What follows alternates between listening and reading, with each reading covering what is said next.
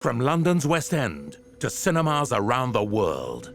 Have you any idea from what I derive my strength? Strength? No. I have never been loved. Who are you, by the way? What are you drinking? I'm a friend of his. I believe you've done rather well. Oh, quite well, yes. Past my best now. My God, you haven't got a drink. Where's your glass? Oh, thank you. It would be unwise to mix my drinks. Mix? I was drinking champagne. Ian McKellen, Patrick Stewart, Owen Teale, and Damien Molony. Your health. Sean Mathias directs Harold Pinter's No Man's Land. Coming to cinemas from December the 15th.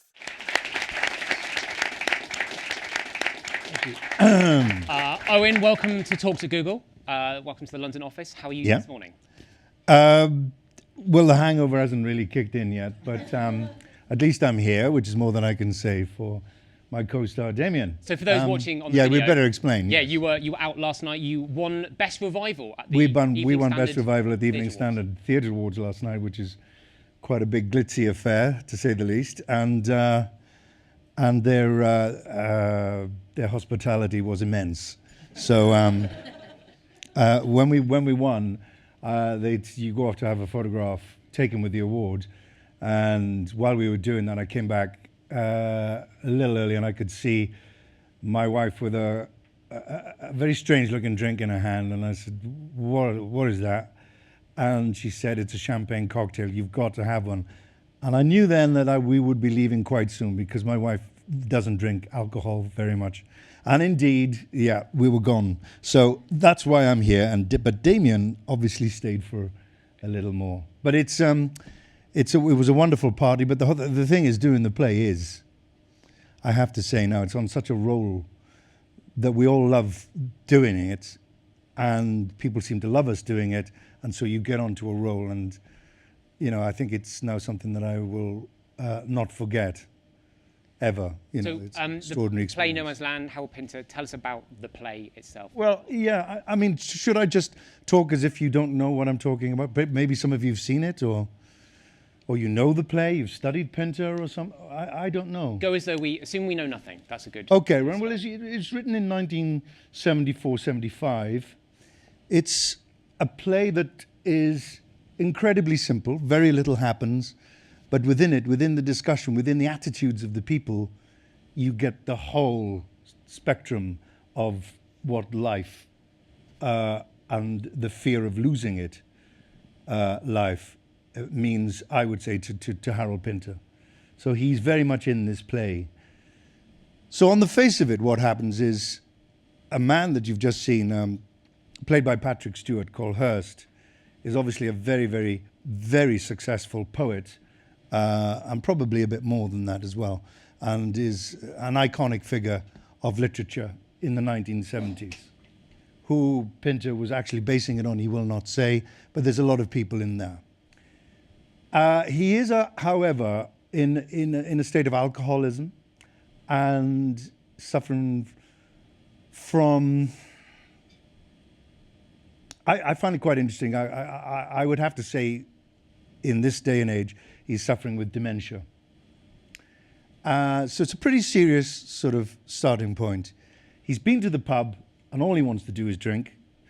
And he has been latched onto by a seemingly grubby, well-spoken, full of platitudinous anecdotes, really, in order to get a drink from this man. They've been drinking, and the play picks up as they arrive home.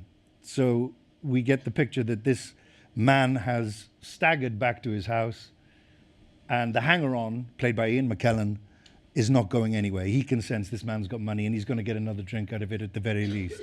So they come in. So the play starts, they come in. So basically you have two men, one who doesn't want to talk, he just wants to drink, and the other one wants desperately to break down this barrier in order that he can gain favor. He might get money out of it, he might get... So already you have a sense of an outsider and a man who's very comfortable.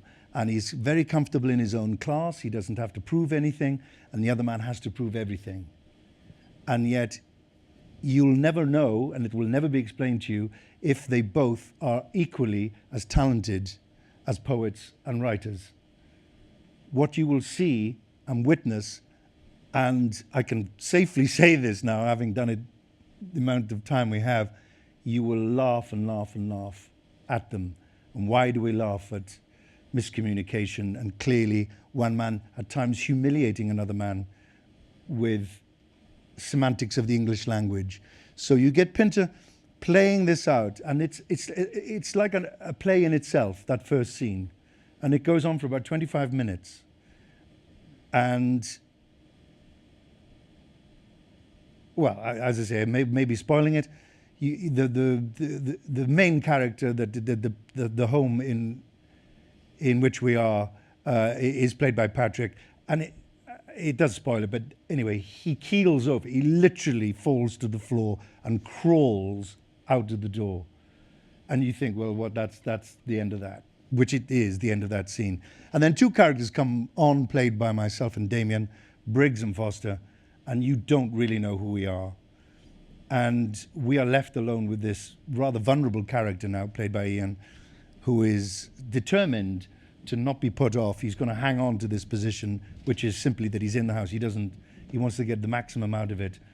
And we then are able to take status above him, even though we're rougher characters, and we are clearly from a very violent world, criminal undertones, and the next scene is us teasing him and taking it to a point that you think we're going to do something really dreadful to him for the sheer kicks of it. Because I've recognized that he picks up beer glasses in a pub. So you get a very dark menace coming into the play now, which is very Pinter for anybody who knows it. It's never fully realized, I don't think, in any of the plays, but it's a tone that comes in, sometimes quite shockingly, into the play. And then, surprise of surprise, Patrick Stewart's character wakes up and is undressed. He's barely got a dressing gown on and just comes into the room and can't remember anything that has happened before. So you get then a sense, which pretty much is there for the rest of the play in the second half, which is highly comedic, because going back to classic farce in a way, you have mistaken identity. Patrick Stewart's got his character Hirst has got it completely wrong now who this man is, and is convinced that he's a man that he was at Oxford with, and treats him as such, and abuses him as such, in a sort of pally, clubby way, saying, of course I was being your wife all the time and you didn't realize it. And it's really horrible. But it's funny. And it's a masterpiece of that, of genius. And what you get to the end, what Pinter is saying to you, that this man is going there because he has such bad dreams, he has such bad feeling about life that he cannot process, that he is in no man's land. He'd rather be drunk and out of it so that he can't remember. And there's a recurring theme to it of seeing a woman drown. Now, we don't know if he's responsible for it, but he sure as hell has witnessed something that he cannot get out of he cannot cleanse. And he would prefer to be hemmed in by the two characters played by myself and Damien. At the end, he's given the choice by Spooner, Ian's character, and that character is saying to him, yes, I want something from you, and yes, I'll say anything. I'll do anything not to go back because I'm homeless. I have nothing, and I will do anything, but you need me. I'm the one person who can understand you better than these two. And where you are right now, you are in no man's land. You're not alive. You're not dead yet, but you're certainly not fully alive because you're inured to life by drink and by you have the sufficient wealth. You have probably private wealth. We don't know any of this, but that's what's inferred in it. And that you don't have to work for a living. You can live this closeted life, but what kind of life is it that you're living? And I'm offering you something else. And at that point, Patrick's character just takes his glass and says, I'll drink to that. In other words, forget it. I don't want reality. I'll stay in no man's land and be bullied by these two. Because anybody, as you can imagine, with dementia is very vulnerable to somebody taking advantage of them in the role of carer. They're very unlikely carers, these two guys. And that's all that happens. So to do that and to be taken on this journey where it's very difficult to get a ticket for it, they're incredibly expensive now, that the whole thing has snowballed and has demanded attention. People fly from all over the world to make sure that they see it, is a phenomenal experience. And I've done quite a lot of stuff in my time here and on Broadway, but I've never been involved in anything that has captured the audience in quite the way this has. Has anybody seen it? Has anybody here seen it? A couple. You've seen it. You're seeing it on Thursday. Oh, well, I hope I haven't spoiled. Well, I won't spoil it. You can't spoil it, really. There's no plot. Nothing really happens. There's no plot. As I say, it's all these themes that I'm talking to you. But just don't worry. People go off. I mean, maybe you want to, but people go off and they say to me at the end, they wait outside and they say, are you all the same person? Are you all different aspects of one man? And I go, wow, no, it's far simpler than that. Just two guys. I certainly wondered if Hirst and Spooner were two sides of the same man. If that was Pinter with two sides of him. Yeah. Well, I do think I think that is, yes. Okay. They're clearly different persons in the play, but in the world of Pinter, he occupied both those people, I think. Great. I've got some questions. Right. Broadway, you mentioned Broadway. Yeah. The play transferred from Broadway with two other That's actors. right, with American actors. How was that as a process to kind of jump into that pre-existing play and to make it your own as well? That wasn't difficult at all.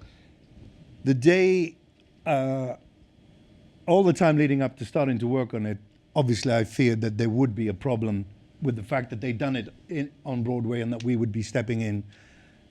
And I have no desire, at this point in my career, to step into anybody's shoes in order to fulfill a picture that was taken a long time ago.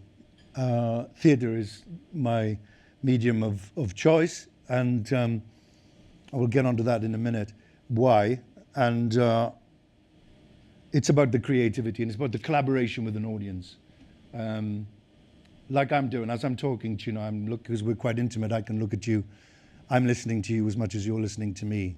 I don't think people get that sometimes. They don't understand that about theatre, that it's a collaboration that goes on. If you laugh, I wait for you to stop. I understand that you understood that part of it.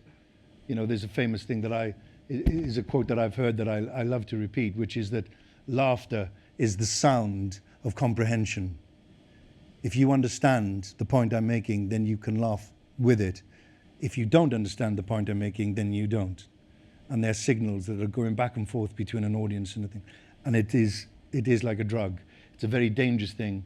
And when it doesn't work, it can be hell. And when it does work, you just can't get enough of it. What it must be like for stand-up comics, I don't know if anybody does that kind of work here or knows people who do it. It scares the living daylights out of me, but it must be the ultimate. If you can imagine. My wife is a comedian, and really? She has to live off that adrenaline. Yeah, if she doesn't get it, she misses it. So wow. And Rob Brydon last night was comparing and hosting the show, and because they are literally gags. Then he can't hide within a play and say, well, they didn't get that bit, but they got this bit, but generally they're loving it, and we're doing well, aren't we? You can't hide behind that. It's very, very in the moment. It's in the moment. And when the gags were hitting, he was happy, and in his style, he lets you know that it's happy. You like that, that's good, isn't it? That was good, actually, wasn't it? Yeah. And when it doesn't work, it's he then says, well, you didn't. Oh, thank you very much. That's okay. Move on then. And it's amazing, that thing of living so in the moment, not protected by a script really, although it was scripted what he was saying. So you were talking about joining the play was quite easy to step in. It was easy because what was clear that when I arrived, I'd worked with Sean and Ian before, and they'd said to me, look, we really want you to bring what you can bring to this. But when I got there, it was quite clear that all the people in the room, and more so Ian and Patrick and Sean, wanted, this play obviously intrigues them, they wanted to start again. And inevitably they used bits that they liked, that they'd done before, but they had no desire to say to me, well, when we did it in New York, I think you'll find you're sitting here, just a little bit downstage so that the audience can, you know. These are sort of things that can happen in theatre because people who've done a lot of theatre know that if I'm looking at you like this, you're slightly downstage of me, it's very hard for you to see Rob's face, and therefore your connection with him is not quite as strong as it is with me. And this is a very powerful position I'm in. Yeah. And the bad boy is here. Please welcome Damien. I'm so sorry I'm late. Hi, hello, hi. Hi there. Hi. Damien, we've got you some water. Thank you very much. You're welcome. I'm so sorry I'm late. No, not at all. Sorry, Do you want to? We can dive straight. You can answer the same question, which was how was it taking on the play that existed? Sean, the director, and kind of working with that pre-existing entity that was. Yeah, with the lovely feeling. I think my wife said to me the night before, you need to be prepared to go in on day one, and for them to say, I think as I was coming in the door, what you were saying, stand here, say the line. Billy Crudup played my part in New York, and said, I was expecting almost for them to say, come in, stand there. Billy drank on that line, worked pretty good for us. So why don't you try that now?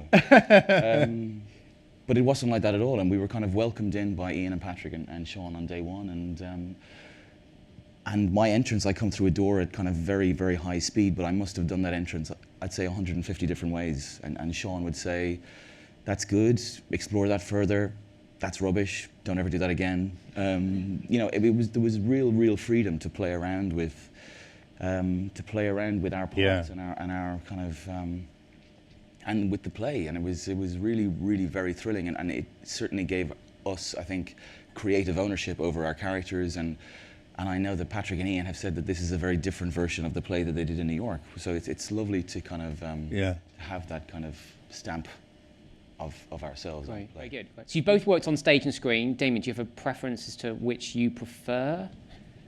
I love the challenges of both, and I often find if I'm doing a play for a long time, if I'm at the National for 6 months, you crave doing something on camera because it's a totally different style of performance. Yeah.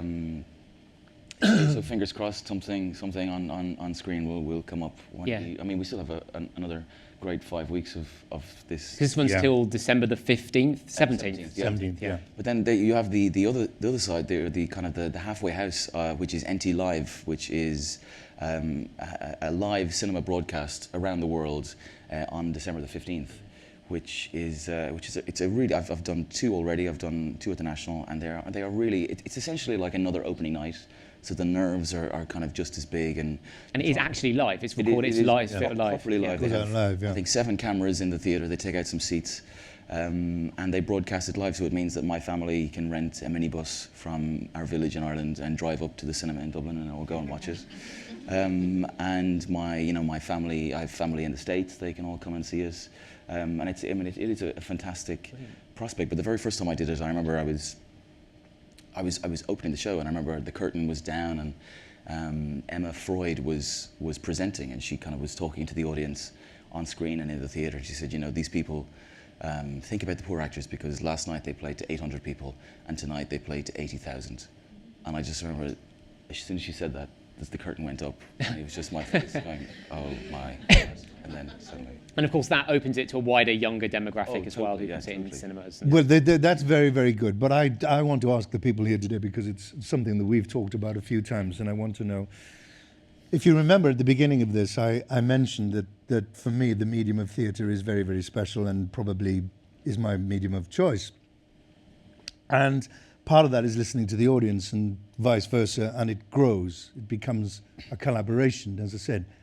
How can we do that on NT Live? We can't.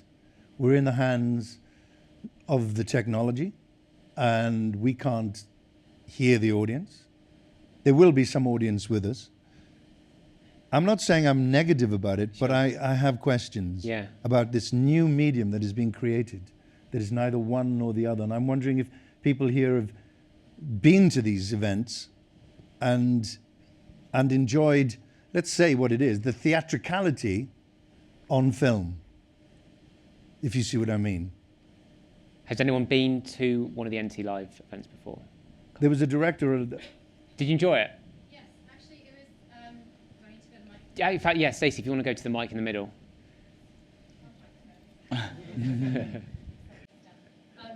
Yeah, actually, I saw an event. I saw one last year, and it was really good.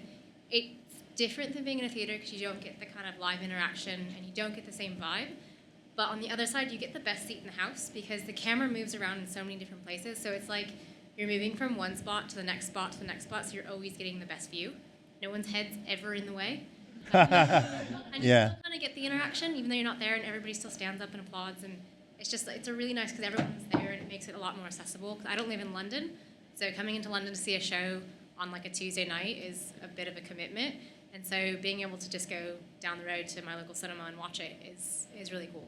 So I enjoyed it, and you get access to a lot more shows, and it is a little bit cheaper. Yeah. Oh, much cheaper. Well. Yeah. So it makes it easy for people with families and friends who want to go. Cool. Did you clap at the end? I did. Everyone stood up. We all clapped. Oh. There were tears shed at times when there was emotional moments. But it was really good. And I'd recommend it if you can't get to a show or if it's sold out. You can still see it. Yeah. It's really cool. It's different. I saw the Nutcracker and I saw Hamlet and I saw another one. I can't remember what it was. It's blanking on me right now. But I've seen a couple of them live. And you can see them from all over the world as well, which is kind of cool. So we were able to see one from Russia being performed, which was really cool. So. Cool. I am aware of time, and if anyone has any questions, do you want to go stand behind the microphone in the middle? We'll talk about Game of Thrones, but I want to talk about Crashing as well, and what it's like working with Phoebe Waller-Bridge, because I think she's absolutely brilliant and very much a rising star. Yeah. What was that like working with her as the writer? And she is amazing. She is not only an amazing writer, but an amazing performer as well. And what she created, I mean, Crashing was so much fun to make, and we had a wonderful group of people, directors and cast and crew. It was a really fun 6 weeks shooting in East London, which is just down the road from my house. It was, she is she just cares so much. Do you know what I mean? She was on set. She's the writer, and she's performing. And you kind of think, God, you must be so tired. You must love a day off. But she was on set every single day, every single moment of every single day, watching, just helping, giving notes, saying, "This is what I meant. This is, and then Fleabag, is an absolutely extraordinary piece of TV. so this is if you've not seen Fleabag, it's a BBC sitcom. Have you seen it? No, I haven't. Do go see it. But do you have a question? Yes. Question away. Yes, hi. I had a question about technique. When you approach a new challenge like this, I was curious as to whether you research previous performances to get ideas about how to play the part, or if you do just the opposite and don't want to be influenced or biased by how other people have performed these roles. Well, personally, I don't look at any previous performances, but what I do is I go back to the text and I go back to the life of the writer. And I think if you understand the life of the writer, you can get a real insight into what the play is about. So for me, I read, there's an amazing biography of Harold Pinter by Michael Billington, who is the chief reviewer for The Guardian. And he's written this incredibly detailed tome about Pinter from Pinter's ancestry all the way through his life growing up in Bethnal Green and Hackney and Clapton. And one of the things that he used to say was there was this real kind of sense of anti-Semitism in London post-World War II. And, Harold Pinter, as a Jewish boy growing up in Clapton, always you were kind of waiting to be jumped or assaulted or harassed. And he says that feeds into the menace that is so prevalent in his plays. So certainly for Ian McKellen's character, Spooner, he could get jumped at any single moment in this play by the two of us. I've mentioned that. Yeah.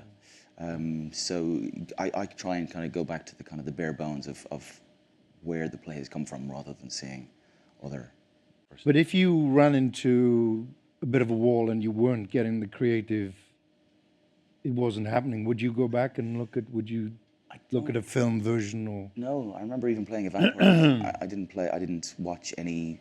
I watched all the old vampires. I watched Bram Stoker, and I watched, I think the most recent I went up to was Near Dark by Catherine Bigelow, playing a vampire, which was 1985 or 1984. I didn't. This is for being human and what being you human, play a vampire. Yeah. How, yeah. I just didn't. I don't like seeing current stuff. Yeah. Same question. When you're doing Shakespeare, for example, do you look at previous performances? Are you inspired by other actors, or do you go right back to the text? And I would always go back to the text because that's the fun of it. If you like that, the creativity and starting to get into the skin of something and for it to make sense means that you cross a bridge where instead of learning the lines, it'll come in bits and pieces that you start to own them, that they feel like they are yours, that at that precise moment you need that line because you're in the right place. Yeah. But the thing is, you cannot rely for the muse to descend all the time. You have to have a craft. You have to have a way of working to keep saying, well, I will just keep saying the line. I'll break it down. I'll understand the way it's written. I'll understand everything I can, and just trust that through the craft of it, the artistic creation will come eventually, rather than sitting around waiting for the genius to descend. You can't rely on that. It's a job, and that's part of so for me, it's very rigorous like that. Yeah. And then bits and pieces will spark. And so for me, it's always work in progress. Yeah. Brilliant. Jan. You mentioned that the character Hirst is in a very dark place and struggles with alcoholism and suffers from dementia. How do you approach the balance of bringing humor to the situation without mocking the situation? I guess lots of it is in the writing, but how do you approach it as an actor? As an actor, I leave the overall responsibility to the director of what we're doing. I try to be true to the character, and I mean that. So would my character, how much does he care about his dementia? Or in other words, what is Briggs's, what does he want? What is motivating him at this moment? And so I've worked all that out for myself, and I then wait till we do it. That's my first and foremost. But you're right that it does get to a point, because this subject has come up. Does it mock him? I don't think it does. I think that the writer is very much mocking himself, and all the characters are seen to be absurd and ridiculous. And Hirst's character has moments of tremendous nobility as well. So it's a much richer play than that. But you're right, if it was something that just simply took the piss out of him, then I don't think I could go through with it. It certainly doesn't feel like it's taking the piss out of him. No. I want to ask, it's a good question, though. Essence of time, I want to ask about Game of Thrones. It'd be remiss of me not to ask. You are best known for that. What was it like kind of working on that show? You were in the very first season and then the latter ones. Yeah. So what was it like working as that became the entity that it is? I did a couple of weeks on it doing those scenes, and I simply thought, this will never work. This is never going to work. Yeah. I just completely, and I've told them why. And I said it was too big, it was unweird, it was chaotic, it was impossible to follow what was going on. Yeah. I think the two guys who'd written it knew, they had some sort of plan, but they were by the skin of their teeth at that moment, trying to pull that thing off. And I also thought it was too close on the tail of the Lord of the Rings trilogy. And I thought that the popular world would have tired of medieval fantasy. I knew there'd be a niche. Yeah. I had no idea, and I've been proven so wrong. Well, I should say it's probably more of a political show, perhaps, more than it is a fantasy show. I think it's fantastic. I think it's got better and better in its writing, and cleverer and cleverer in its drawing on Shakespeare, and its drawing on the Bible, and its drawing on Greek classics, and adapting the book through those filters because of those two guys, David and Dan, their understanding of storytelling, and they've learned so much as they've gone on. And it's the work in progress, and it is now the phenomenon that is, which it is, because it's inescapable anywhere I go in the world. And you can be in Italy and be surrounded by Colombians and Chinese people and Russians, all talking to you as if. Is it people asking you to call them bastards a lot? Yeah, I get a lot of that. I get a lot of people. Yeah. Imagine that. Yeah. In the essence of time, we'll take one more question. We've celebrated Shakespeare for 400th anniversary, and I was wondering if you had a specific Shakespeare play that you liked more than others, or like a specific Shakespeare character. What would be your dream character, or which ones would you like to play or have played? What about you? I had this foolish dream when I got this job. I was like, I have a certain amount of time off during the show where the other guys are on stage. I was like, I'm going to read every Shakespearean play. Sorted.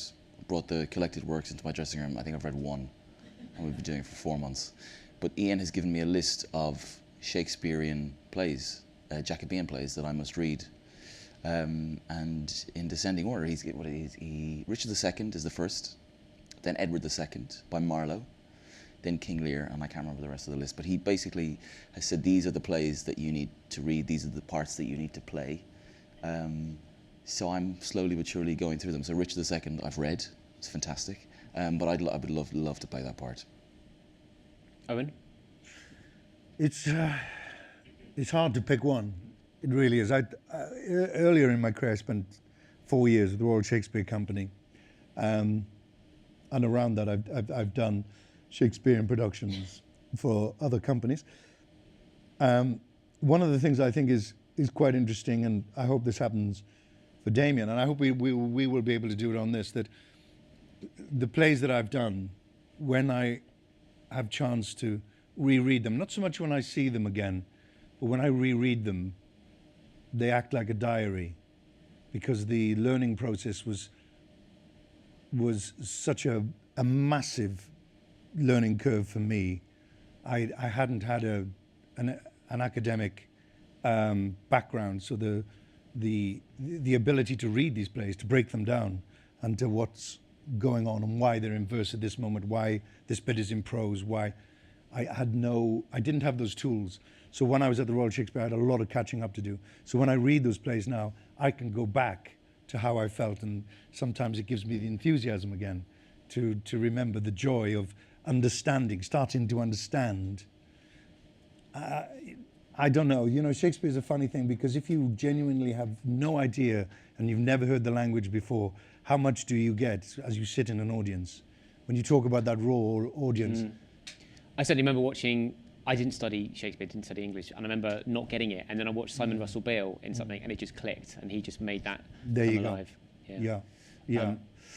Lovely. I don't know. No, I can't choose one. I want to finish on one final question, which is, given the awards last night, what are you excited about seeing on the West End that you either can't see because you're obviously working nightly, or when your run finishes? What are you excited about? Well, I'm deeply, deeply intrigued by the King Lear with Glenda Jackson. Yeah. Having not been on stage for 25 years, self-imposed exile, became an MP, to come back and play the biggest. Hamlet is about what is the meaning of life, and King Lear is the meaning of what has life been. It's the summation of the mortality of realizing that your life is coming to an end. A bit like what No Man's Land. It has that element to it of creeping mortality, of understanding and losing, and the fear of losing your personality through, whether you call it dementia or whatever. For her to come back in and to do that, you know what I mean? There were other parts she could have come into, I'm sure, that would have been enough. And this is and they say, the word is that it is phenomenal. Yeah. So that's the one. Yeah. Okay. Damien? Yeah. every time a new play opens, I'm always checking you check the dates and they're on, and when they have a Wednesday matinee, it's crippling because Wednesday is our matinee, and it means that I can't go and get to see it. So you love when there's a Thursday matinee. So there's 2 shows on at the Royal Court that have Thursday matinee that I'm going to see next week. I begged and borrowed and stole a ticket to Travesties at the Menier Chocolate Factory, which is going to transfer to the West End next year.